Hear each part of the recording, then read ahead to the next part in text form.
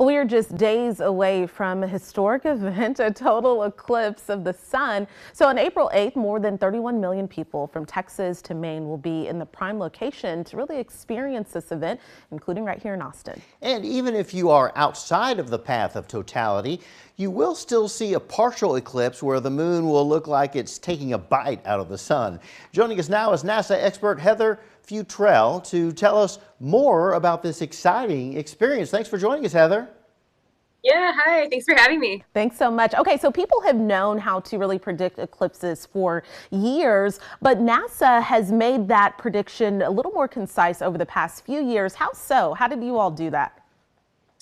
So one way that got a little bit better was with the Lunar Reconnaissance Orbiter mission that went up to map the hills and valleys of the moon's surface.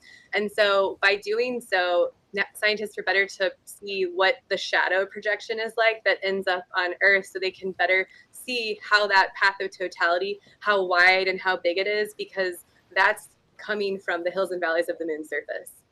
So Heather, we had an eclipse in 2017. How is this one different? Yeah, so this one's going to be about twice as long if you're in totality than you had before. And then also based on that path that Jennifer was talking about, you're going to have about 10 million more people that are in that path from Texas up through Maine. And what will scientists really be looking for during the eclipse? Yeah, so the scientists are really excited to be able to see that sun's outer atmosphere, or the corona, with the naked eye during totality.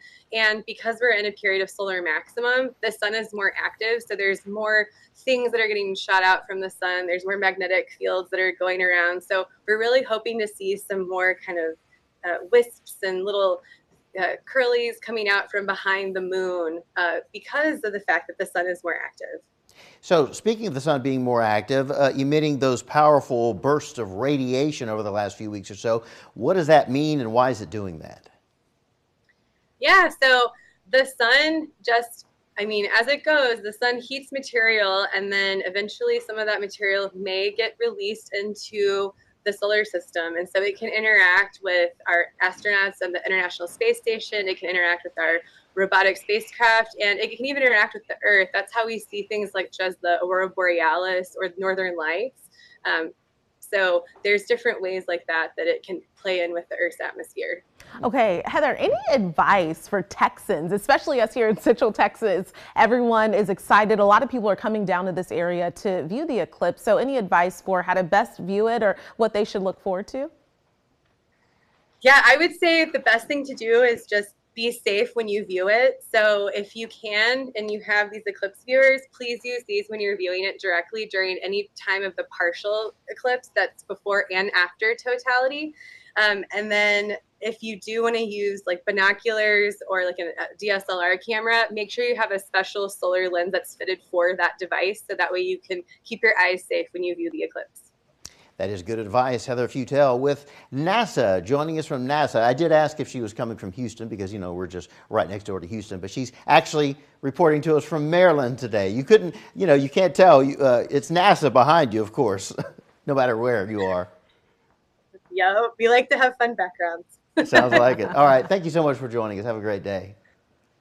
And we want to remind you about our full half-hour eclipse special leading up to the main event Friday at 4:30 p.m. Join senior science reporter Eric Hendrickson and the First Warning Weather Team. And they'll have an in-depth discussion of the path, prime viewing potential, and the eclipse effect on everything from traffic to tourism to the animals that call Central Texas home.